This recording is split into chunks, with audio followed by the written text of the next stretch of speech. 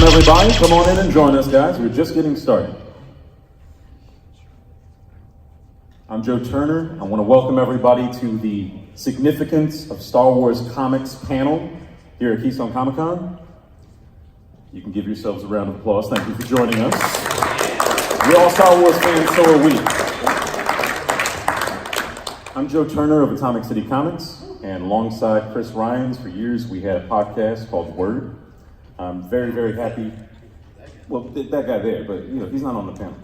Mike Brooker was number 3, and he's number 1 with me.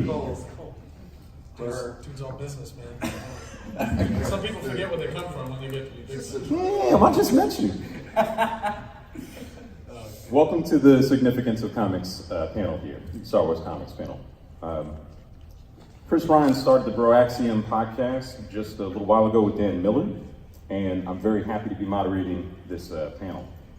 Joining us, the rest of the panel, from my right is Chris Ryans.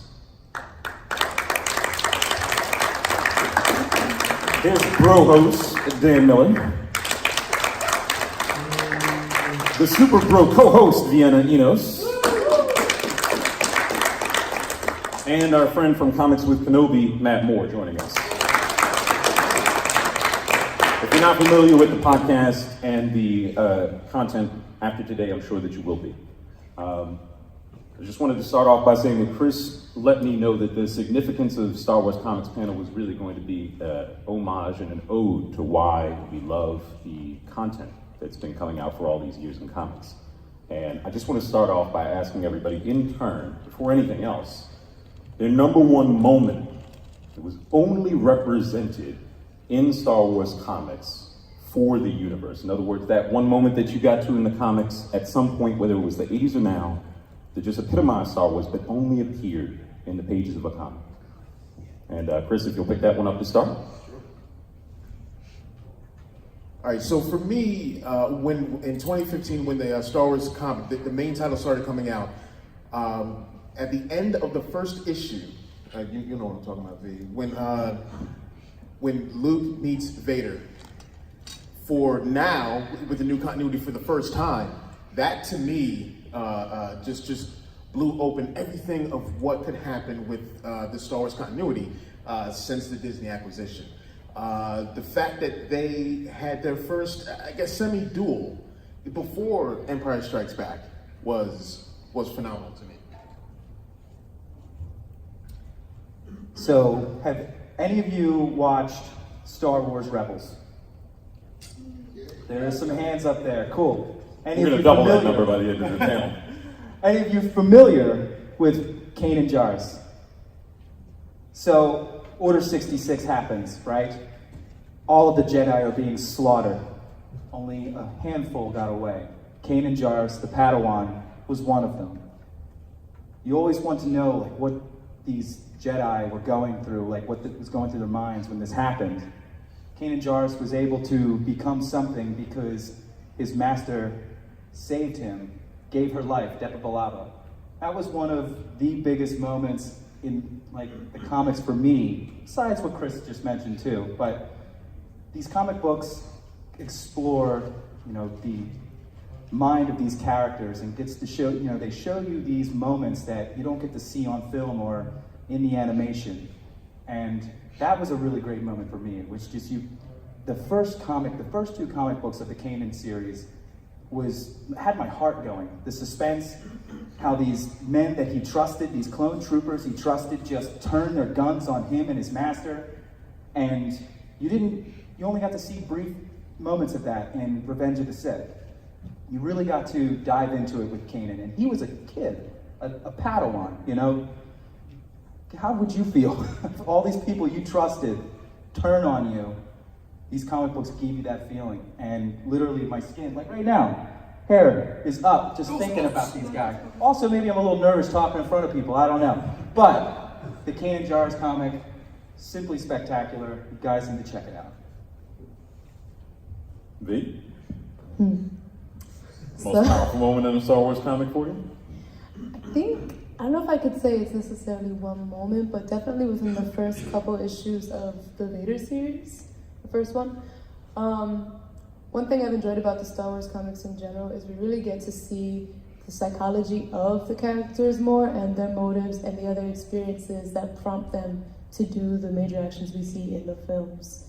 And so seeing Vader sort of having to answer to Palpatine for what was considered failures during what would happen in episode 4, seeing that also he's having, the main thing was for me, like when he's having flashbacks, when he has to go back and wipe everybody out, and he's still thinking about Padme. That for me was like, you're still Anakin. You know, Vader wanted, all this time he was, child of slaves, he wants to be free, and then in the Jedi Order, he wants to be free to love Padme, wants to be free to love her in spite of death, and here he is answering to the Sith. And still, now trying to do this badass Vader thing, he's still answering to his past. So, definitely that. Word. I remember that moment. It was huge for me too, definitely. Those are all amazing moments, and that's the beautiful thing about all of these new Star Wars comics is there are so many to choose from that it's almost impossible. But yet, if we can only go with one, I'm going to go harken back to the Princess Leia miniseries. It was one of the first miniseries that came out in 2015 when Marvel got the Star Wars license back. What a surprise!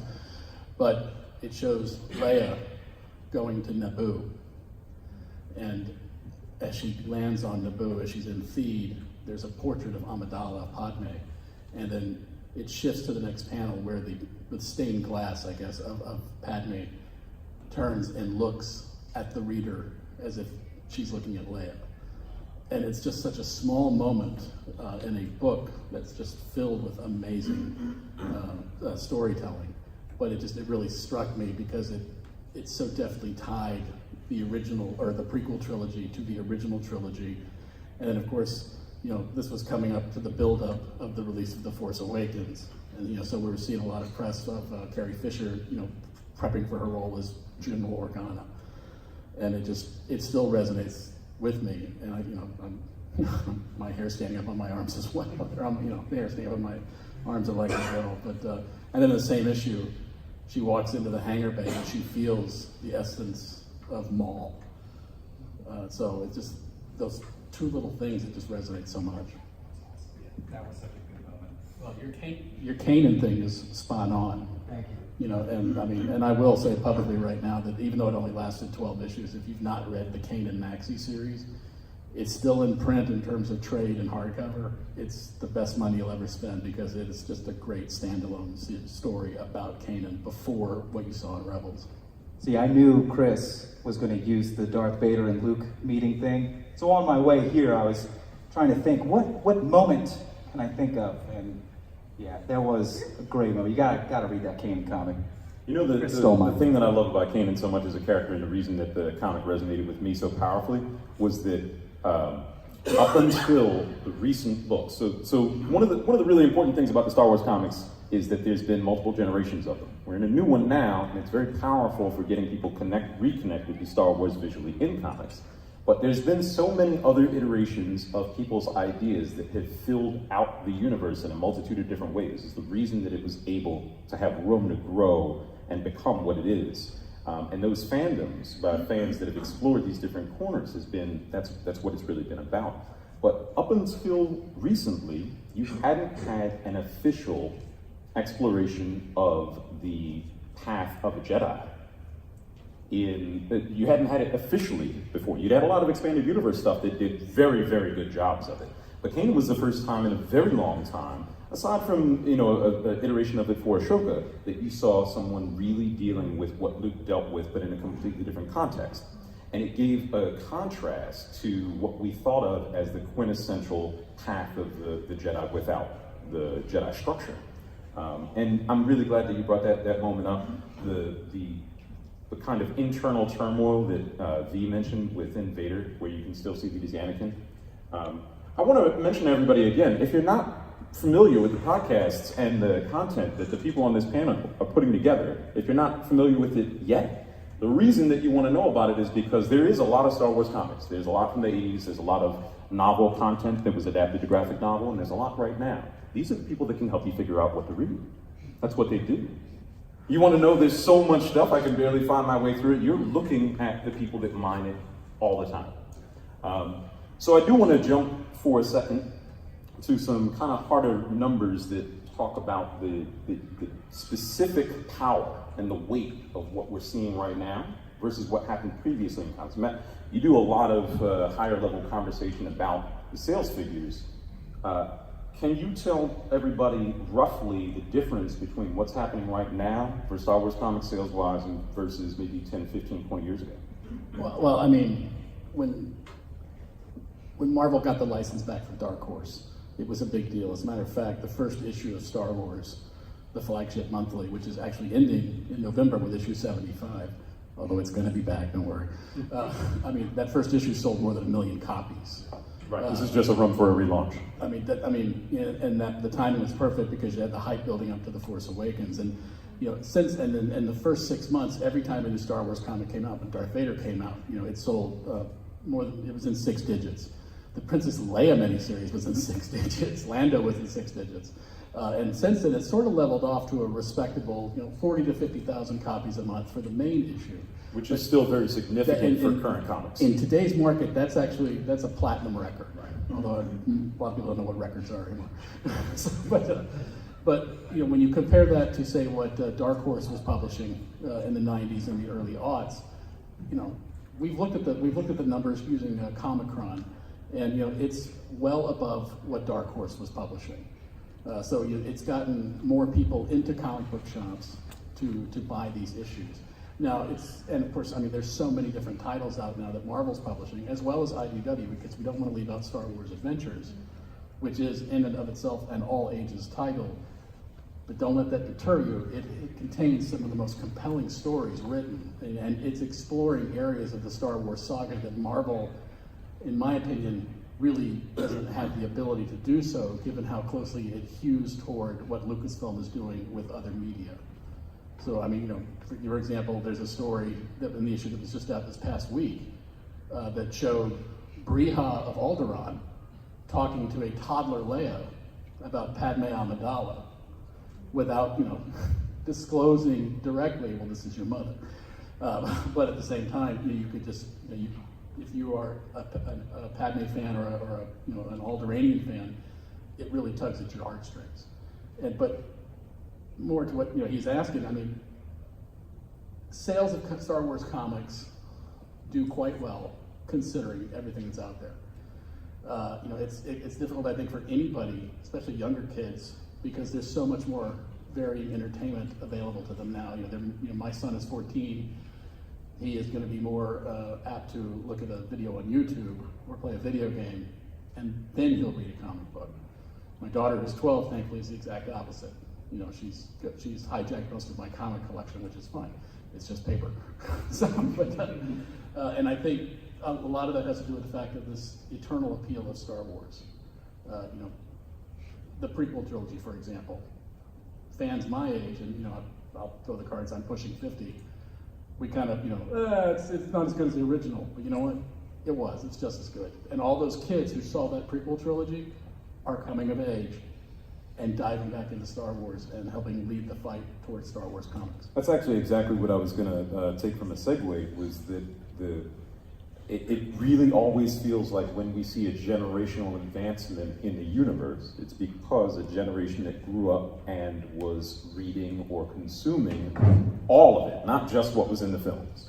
But we're talking about every generation. There's a whole swath of folk, us included at one point, that read novels that we didn't see on on the big screen, that read comics that we didn't see on the big screen, collected toys that were from stuff that wasn't in the movies. Where are these characters from? I'm a fan of that character. They've got a great design. And that generation that grows up on the everything that is the Star Wars universe then is compelled to make more than just what we see in in the big tempos, and gets that excited about what we see massively produced. But each generation we have that happen. So speaking now on what we think of, and I actually want to come back to Chris and Dan for this one. Envy, please. But for BROAXIUM to kind of weigh in on what because you guys do spoiler-free reviews, previews. It's tough. We make Right. an effort. Right? And people appreciate it, obviously, because they want to read those books, but you get them excited about them. When you know a lot of what's going on in the comics and the medium, when you consume so much, there's a tendency for all fans to project what's next, right? To see, this is what they've been building. I can see, just behind, here's the map. And then you get your conspiracy wall tied together with string, and you say, this is where they're going. Do you see that? So between the three of you, what would you say is coming in a big way for the Star Wars comics next that you can plot out? You go ahead first. I need to think. Conspiracy just yesterday, like Matt said, Star Wars, the main title ends with issue 75, right? They're just leading up to Empire Strikes Back with that one, so who knows where they're going to go with it. Like, I would love to see a series between episode 5 and 6. That was 6 months to a year and a half between those two movies. There's a lot that went on. It'll be a Han-less adventure, of course, but I would like to see something like that. Or if they do a new Star Wars series, it'll be post Rise of Skywalker. So who knows if it's going to be like Rey or Finn. Hopefully, hopefully it's Finn. Hopefully he lives. It's my favorite character. So I would You're not the only one, man. So I would love to see what they're going to do with it with a new generation of characters. So that's what I'm hoping for. Or a lot of other, and Matt and I were talking about this yesterday. Or a lot of other small character-centric stories. Like maybe there could be another thing for DJ, or we get something with Beckett and Val and Rio from Solo, or maybe something else, some adventures with Sana Staros, or something like that. That I think would be fantastic. Yeah. 100% agree. One thing that I want to see happen with the finalization of the Skywalker saga, right, is exploring that 30 years between Return of the Jedi and The Force Awakens, right? I mean, 30 years. Can we get maybe a Luke Skywalker Jedi Schools saga going on here? Some Padawans, some inside the school walls comic book? I want to see Teacher Luke scouring the galaxy, studying the Force. I was gonna say, you know what got me set on that? I've been waiting for this conversation for a while. I knew it was gonna come up. What got me super stoked on that was seeing the end of the library in the comics and knowing that the Jedi library, the archives were preserved. And I'm not gonna get into it for spoiler freeness, but long story short, there's an incredibly significant character in Star Wars lore that appears one time in a deleted scene from one of the prequel films and is massively important to not only the Jedi lore, but what happens in the Star Wars mythos that has been canonized. Even the films is super important character. And there is one comic book series in the Darth Vader series that has a 3-issue storyline about the end of the Jedi Temple on Coruscant. And what happens afterwards is exactly what you're talking about. It leads directly into how Luke, after Return of the Jedi, and with a whole lot of his own agency, his own power, and a desire to, continue the legacy in his own way, goes and finds this information to put back together maybe a school, like you said, or maybe some new type of lore. There's a lot before we get to Force Awakens. My goodness, yeah, you just got me really excited. That's what I'm saying. This with the end of this saga, with the rise of Skywalker. I always get it wrong, but with that movie coming out, now they can finally mine this 30 years of Star Wars lore that we haven't seen or heard of, and we can get animated series, but we also can get so many comics. Knights of Ren stuff.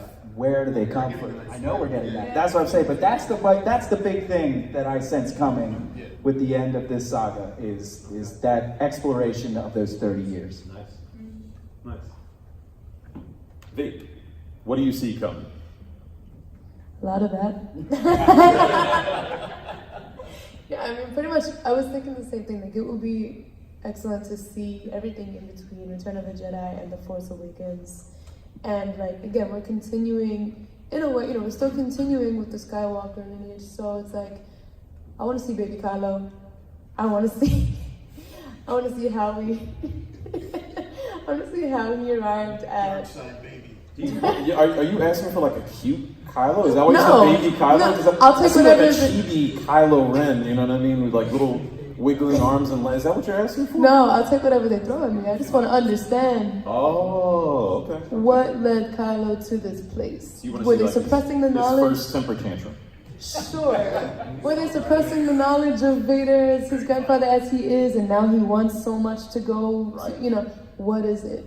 Why is he, going toward this? Is there, we hear Palpatine cackling in the trailer for Episode 9. Spoiler. Sorry if you haven't seen the trailer yet. The manipulation, Snoke. Yeah, Snoke. But I want to know, is there more of a presence of Palpatine in some way that we can, tangibly experience? And like you said, we could have animated series, we could have, so many different things. You could have more character-centric stories. I want to see how they left Endor. I want to see, is there a relationship maintained with the Ewoks, or just how are other species dealing with everything as well, now that there's a balance brought to the Force? What is life like without the Empire? Pre-First Order, so. Yeah, more things that kind of make you feel like the Rogue One world building. Sort of, yeah. I'm excited for all the world building for sure. That's interesting. Matt, to kind of fuse the conversations together, from your perspective, what do you see, and this is a little bit different context, what do you see as likely next narratively for the comics based on what they need to do for the franchise in a kind of connective business way? This is going to sound kind of bold, considering that I'm an original trilogy baby, but that's 'cause my first one was the '77 film. They need to get away from the original trilogy altogether.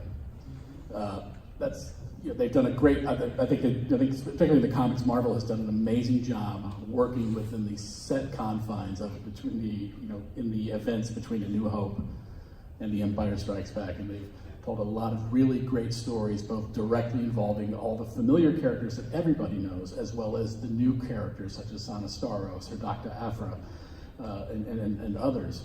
But I think for the comics to truly break free, is they need to jettison the old characters, because their paths have been set. They have been charted, whether we know it or not. Right. We know what happens to Han. We know what happens. Right, we're filling things in. We'll know they're not going in exploring new things. Yeah, and I think it's time. And don't get me wrong, I do not want to go back. I'm not one of those people, who anytime somebody says in a Star Wars comic, 75 people show up immediately and start chanting Knights of the Old Republic. I think that they should jump forward, to tell new stories in the Star Wars universe. Not necessarily like Dark Horse did with Star Wars Legacy. I don't want to go like 300 years in the future, but I want to see, what happens. Broom after. Kid. Well, I think Dark Horse going 300 years in the future was kind of necessary for them not to destroy their license. Oh, exactly. But now we've got the official way to go to the next generation. And the official way, I think, is going to be forward. Now, that said, I will agree with what y'all have said. That 30-year period between Empire and between Return of the Jedi and The Force Awakens is just rife with so much great storytelling. Again, not necessarily focused on the main characters, but you can cut off across and see, how did they rebuild Sullust? What on earth is a Bothan, and when will we ever actually, find out those stories about those guys? Right. And to do that, I think what Marvel and IDW can do is not necessarily an ongoing series, but a series of maybe 3 to 5 issue mini-series, series focusing on specific things. I think that there should only be one monthly Star Wars comic, and that should be the main vehicle for the main storytelling. But I think Marvel and IDW should not be shy about shooting off and doing separate small arcs, even if it's just trades, where they dump out a 6-issue trade every quarter. Can I Focus on one ask, thing. I'm curious what everybody's feelings here on this, and I want to start with you, Matt. I'll just keep you on the mic. Do you think that people, and you guys may have a completely different, as the audience, you're actually who I'm talking about in this question. Do you think that we have enough draw when we talk about new characters? Sanasaurus is an incredible character, right? Like woven into the plot in great ways, needs to be visualized on screen because of plot significance, not just because we need, any particular placeholder on screen.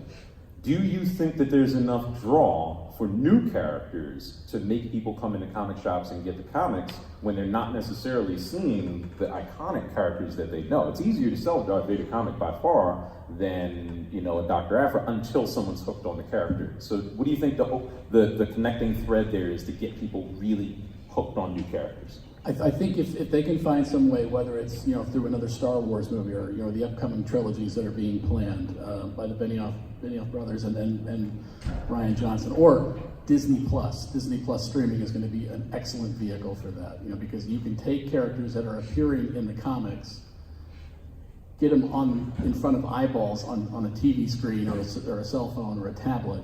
And that, I think, will spark some interest. Say word.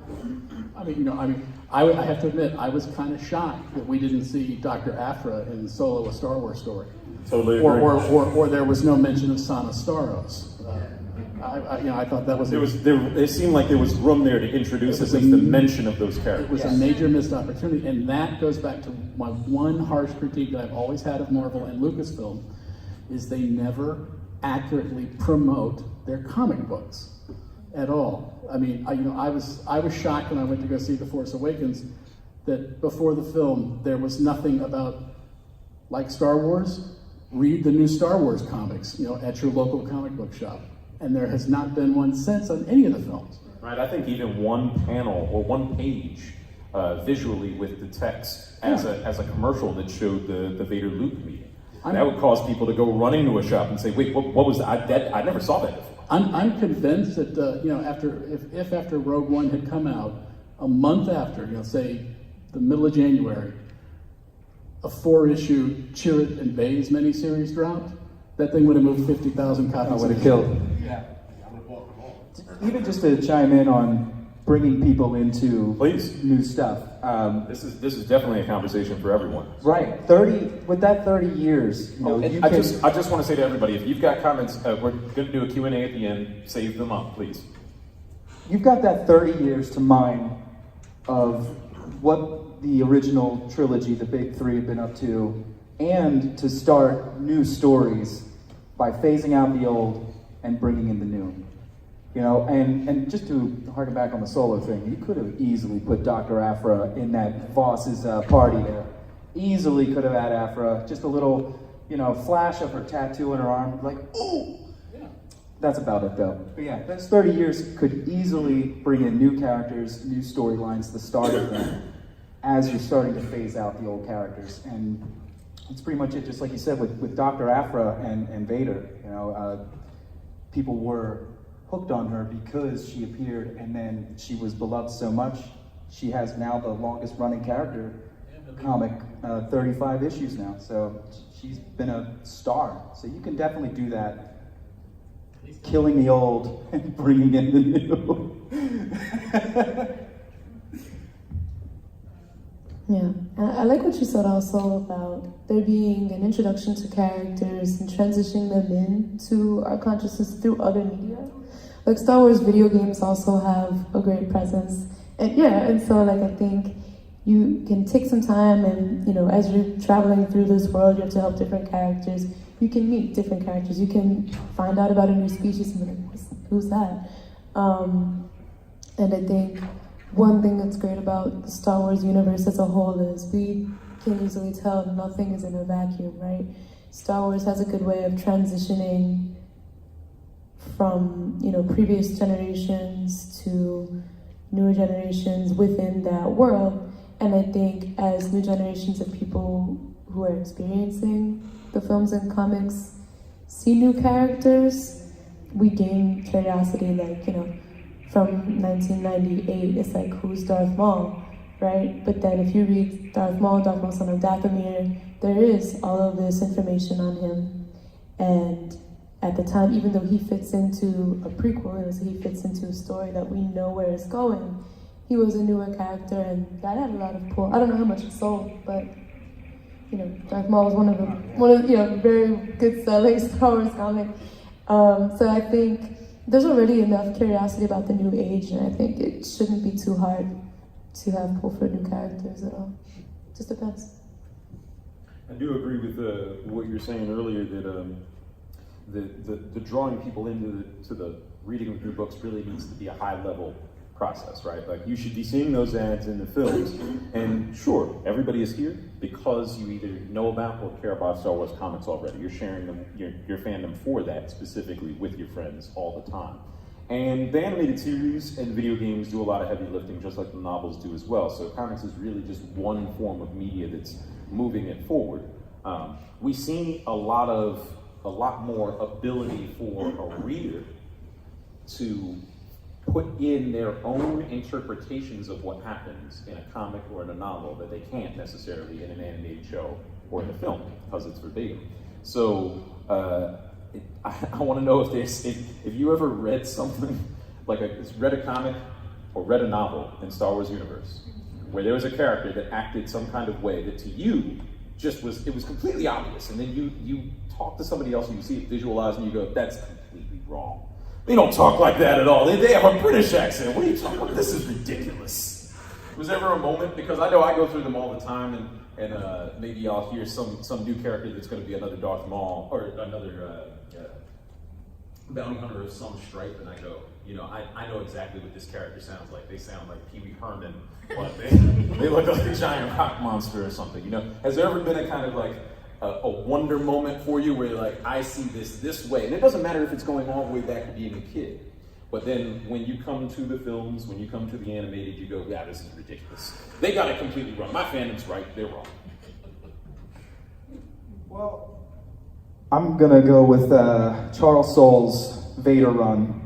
There was a moment where Vader went into this, I don't know, it was like a dark side world between worlds or something, where he opened up spoilers, everybody, if you haven't read this, but Vader creates his castle, Vader's castle. Oh God, the Moomin's castle? Oh Jesus. This storyline's amazing, by the way. Vader's castle is terrifying. Cracking this wide open here. Sure, it should be terrifying. It's Darth Vader's castle, right? Probably one of my favorite Vader stories, arcs that has happened in the Star Wars comics when it comes to Vader. Build a haunted house. Oh yeah, it was awesome. And IDW has like a Vader's Castle series. I haven't checked it out. I have them. I haven't read it yet. It's crazy. They got a new one coming out in October. Yeah, another one. Yeah. I know. But so Vader goes into his castle is also some kind of conduit for the dark side. That was. Yeah, there you go. There you go. And it looks kind of like a tuning fork if you look at it. Yeah, you didn't see that. Never Below thought Z, exactly my point. Visualized, interpreted, you're going to see that in a movie, and you're going to remember Chris Ryan's went, it is a tuning fork for the dark side. I defy you not to watch Rogue One again when the scene of Mustafar. Yes! Yes! Thank you! Yes, Rogue One, oh my God. When he flies into Vader's, Lord Vader, we'll see you now. When they zoom into the castle, the ship's flying in, that place is terrifying.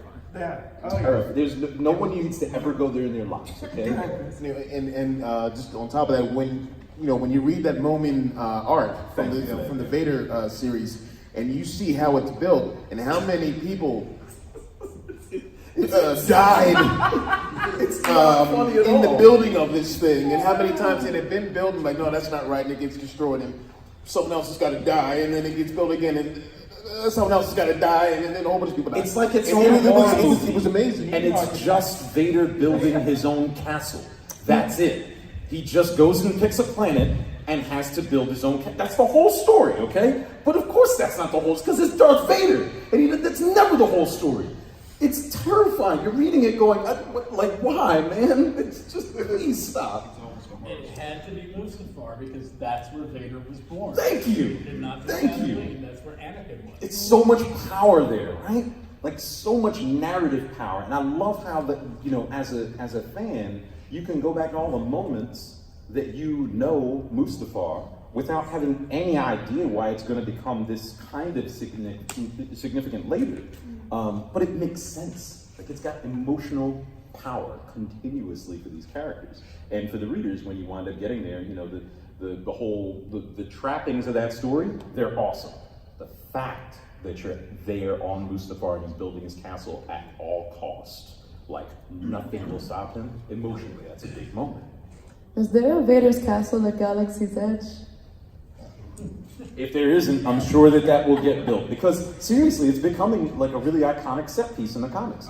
You know, like Matt was saying, you know, 2 series called Vader's Castle that are just sorry, meant Chris. to, you know, and what did they do for the covers of those books? They had Hack do the covers, who was doing the Chilling Adventures of Sabrina comics. So they're really trying to even make you feel like it's a horror movie or Goosebumps, except not really funny in the Star Wars universe. You know? If you ever watch the old Hammer films, the old Hammer horror films Yes. from the UK, that's what Vader's Castle is. It is an homage to the make your skin crawl. Hammer Organ horror. music, lightning in the background, you know, storm clouds, like bats instead of flying a- past. You know, exactly.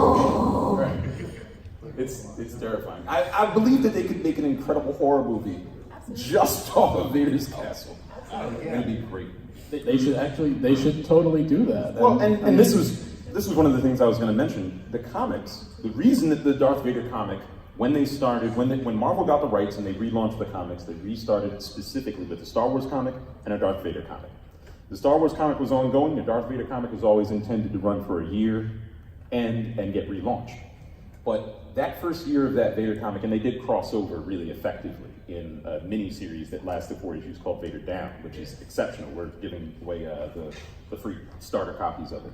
But the reason that it was so significant, that Vader comic, for me, and Chris and I talked about it continuously, was that it was another Star Wars genre within a sci-fi universe. So it felt like a detective movie.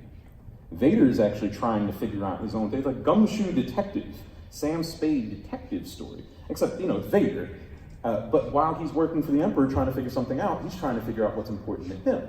And that detective movie story with him being watched, you know, by the inspector at the same time, it gave you a new sensation within the universe. The Monopoly Man. So what happened, like what kind of other ways to visualize, other genres can be done within the Star Wars universe? If Vader Down would make a great, or the Vader's Castle would make a great horror movie, where else do you think that they could go while still staying true to the franchise? Well, one of the stories that I liked, and like, you know, you'll agree with this because it's a Charles Soule story, was the Lando series, the first Lando series that came out, which featured like Billy D's Lando, yeah, and it was Robot for life. Yes! talking about. That book is excellent. I think another talking good about that to me, that story to me was more of a tragedy. Like, yeah, it was like a heist story, but there was a tragedy in there because we got to learn about Lobot,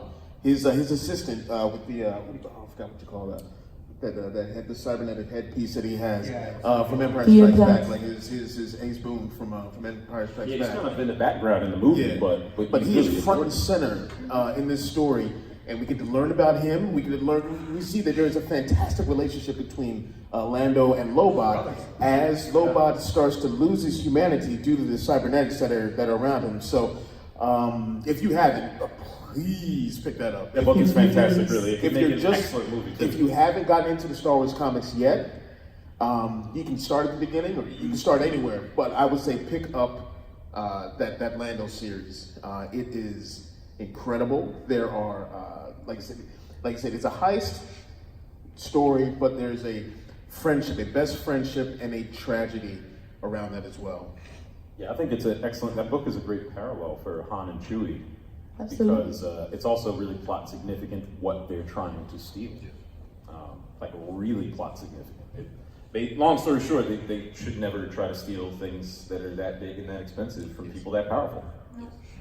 But yeah, Lobot, like you say, getting like really fleshed out as a character, that Han and Chewie ultra friendship dynamic, it's obviously there in a respect way with Lando, but you've never seen Lando care about somebody willing to give of himself first for someone else. It's never happened. So you see Lobot, and yeah, it really is sad. Tragedy. That's a good point. Now, please. I have an example. This is actually, who knows, it may tie into whether or not we actually get a Kenobi series on Disney Plus, but the Western theme.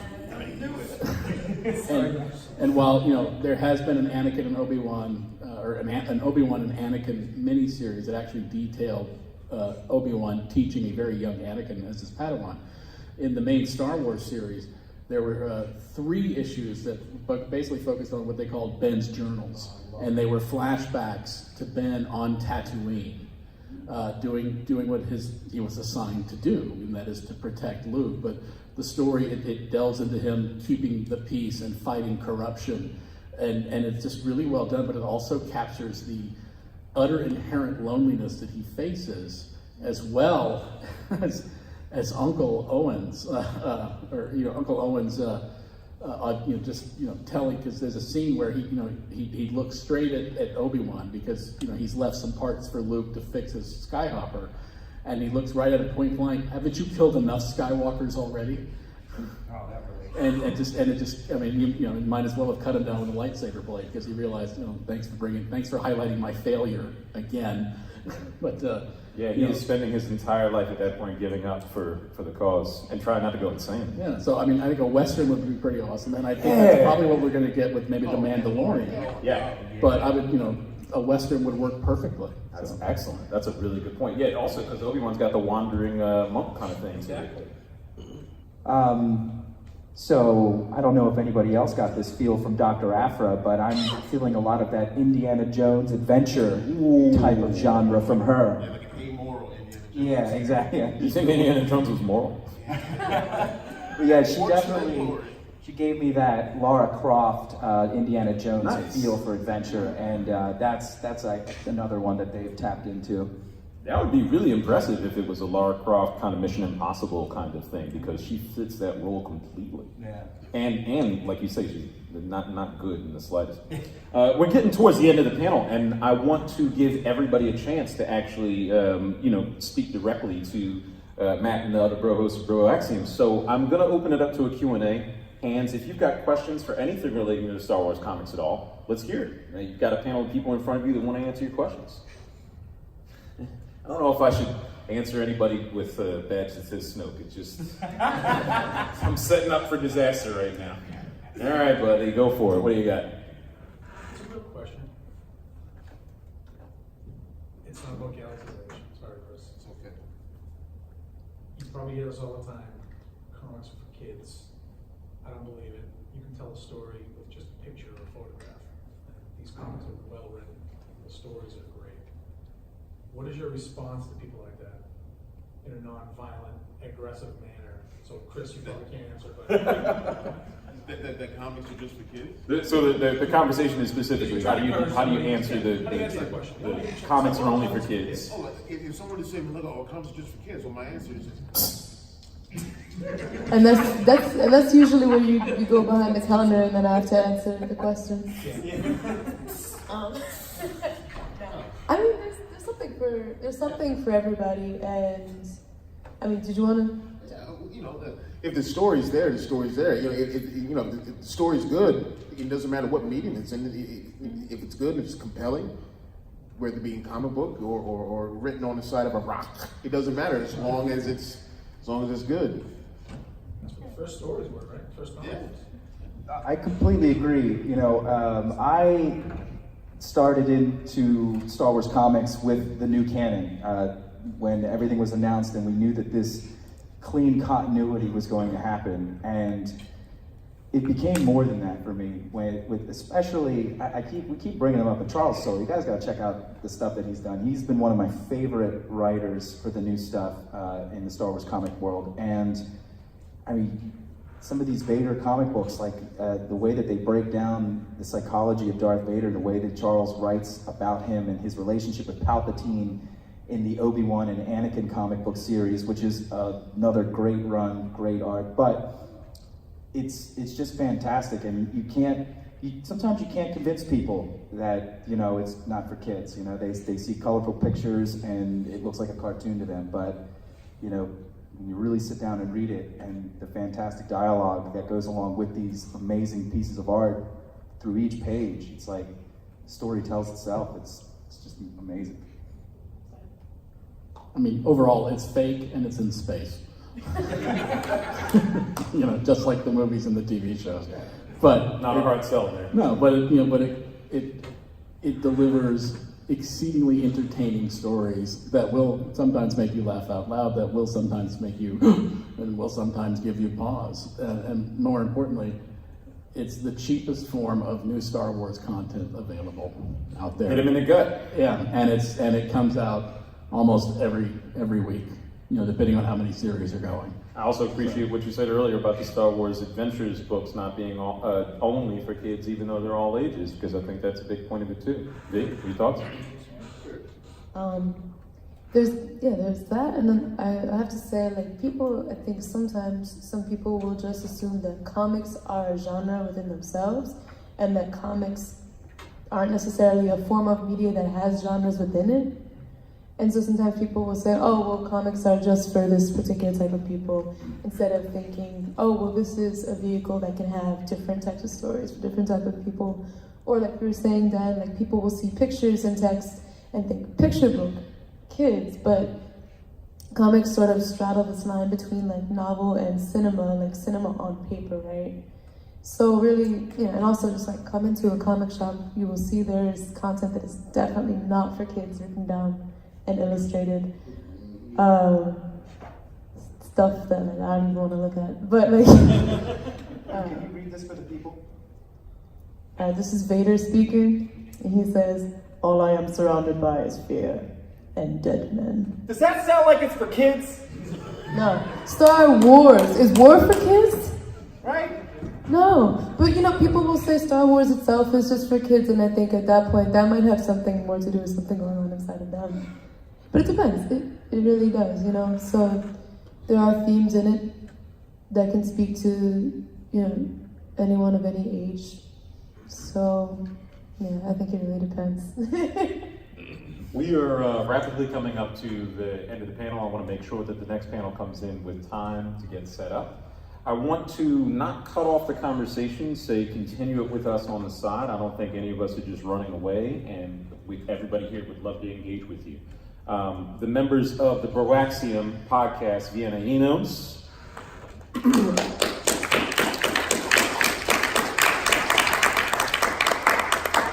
Dan Miller. And my good friend, Chris Rhines. We call him the captain. And our good friend, Matt Moore, joining us from Comics With Kenobi. Hang on to your questions. We're going to leave the podium, but continue with us out on the floor, please. All right, thanks everybody for coming, and continue reading Star Wars comics. We're going to give away these Vader Downs as we come off of the podium as well. In the spirit of Oprah, you get a comic, you get a comic, come get a comic. Everybody get some comics. Everyone